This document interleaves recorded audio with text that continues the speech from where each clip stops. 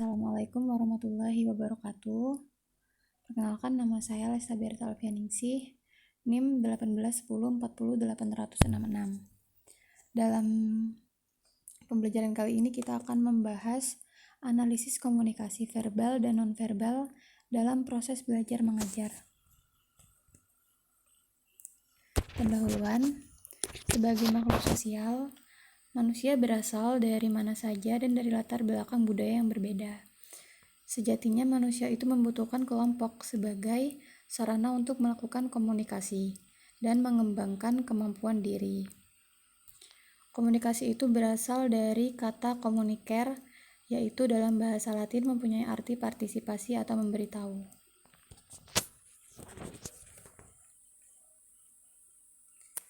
Komunikasi itu merupakan salah satu aspek terpenting dan kompleks bagi kehidupan manusia. Dengan berkomunikasi, manusia itu dapat saling berhubungan satu sama lain dalam kehidupan sehari-hari di rumah, di sekolah, di tempat pekerjaan, atau di mana saja manusia berada. Dalam proses belajar mengajar, di kelas seringkali menggunakan komunikasi nonverbal, baik dari guru ke siswa ataupun sebaliknya. Seorang guru itu seringkali menggunakan gerakan tubuh atau kinetik dalam menjelaskan materi pembelajaran kepada siswa. Gerak tubuh yang menarik dan aktif oleh guru biasanya akan menambah perhatian bagi murid untuk memperhatikan materi pembelajaran.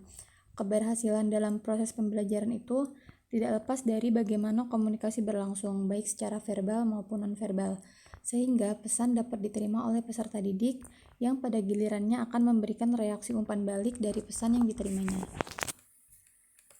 Selanjutnya yaitu landasan teori.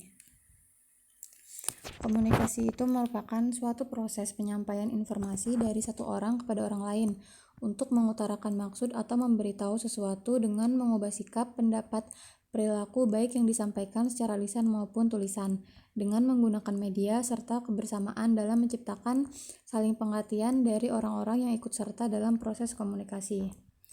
Proses komunikasi itu merupakan proses penyampaian pesan oleh seseorang atau komunikator kepada orang lain atau komunikan.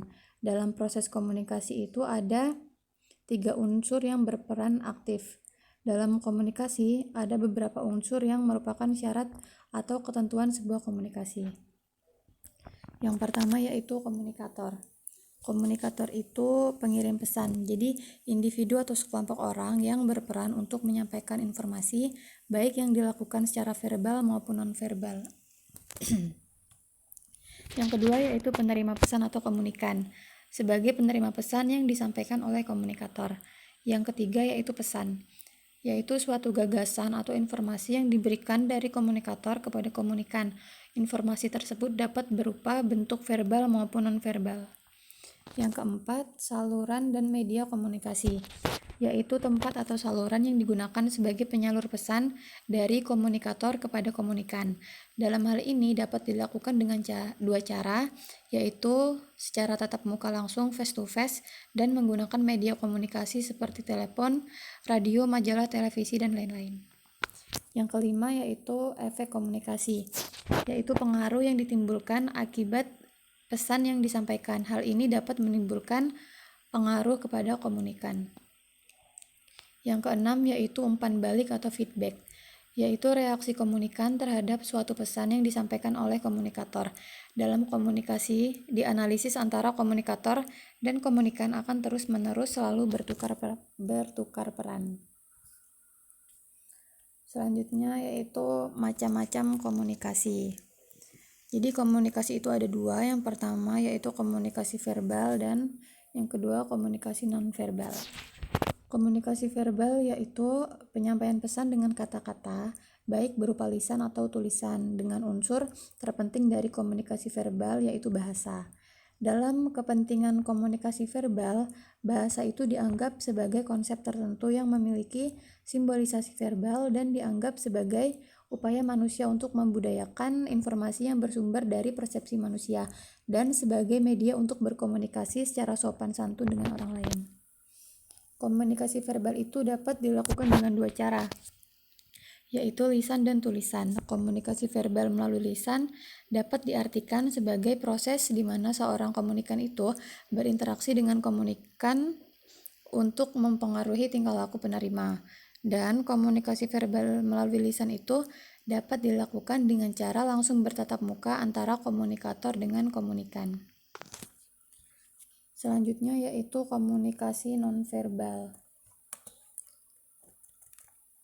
Komunikasi nonverbal adalah komunikasi yang menggunakan isyarat seperti sikap tubuh, gerakan tubuh, dan sentuhan. Komunikasi nonverbal itu biasanya dilakukan secara langsung.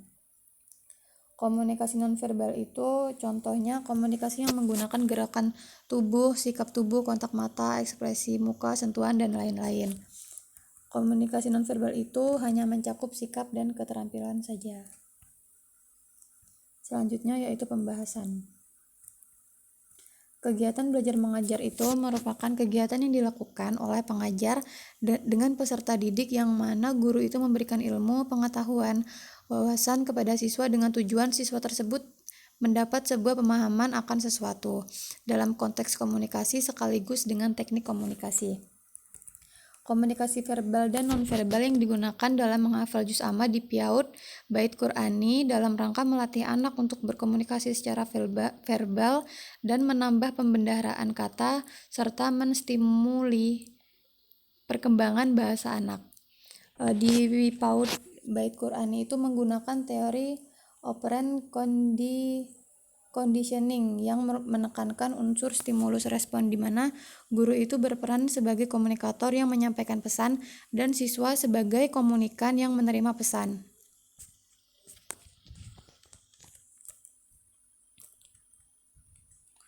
Komunikasi verbal dan nonverbal yang digunakan dalam menghafal juz amma di PAUD Bait Qur'ani itu yang pertama ada program Jarimatika Al-Quran. Pada aktivitas ini dikatakan komunikasi nonverbal dalam bentuk gestural, yaitu menggerakkan sebagian badan seperti jari-jari tangan yang menandakan atau menunjukkan jumlah ayat yang dihafal. Sedangkan dalam pembelajaran Jarimatika Quran, komunikasi verbalnya itu berupa lisan ketika guru dan siswa melafalkan ayat-ayat juz amma yang hendak dihafal. Yang kedua yaitu terjemah kata per kata dengan metode kinestetik. Hafalan juz amma itu menggunakan gerak kinestetik ini dikategorikan sebagai komunikasi nonverbal yang sangat membantu anak dalam menghafal. Sebab sifat anak pada sekitar usia 5-6 tahun itu senang sekali menirukan tingkah laku atau sikap dan gerakan guru.